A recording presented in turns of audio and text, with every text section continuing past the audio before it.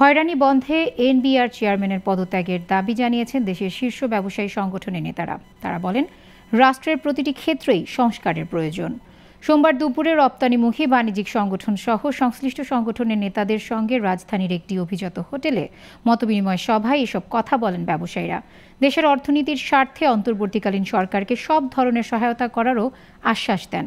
ব্যবসায়ীদের দাবি, এনবিআর ও কাস্টমসের হয়রানিসহ সরকারের বিভিন্ন প্রতিষ্ঠানের দুর্নীতির লাগাম টেনে ধরতে হবে।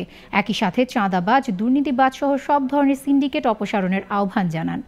সভায় বিজিএমইএ, বিকেএমইএ, এফবিসিসিআই সহ বিভিন্ন ব্যবসায়িক সংগঠনের নেতারা উপস্থিত ছিলেন।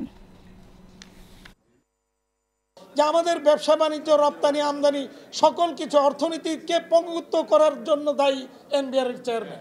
সুতরাং তার অপসারণের দাবি সবাই করেছেন। মানে এতদিন একটা মুখ দেখেছি, এখন অন্য মুখ দেখতে চাই না, আমরা একটা রিফর্ম চাই। আপনি সরকারি বেতনভুক্ত কর্মচারী, আপনি কেন ইনসেনটিভ পাবেন আমার এখান থেকে গাইড আদায় করার জন্য? এটা কোনোদিনও হতে পারে। ইট ইজ এ কম্প্রোমাইজড একটা পলিসি।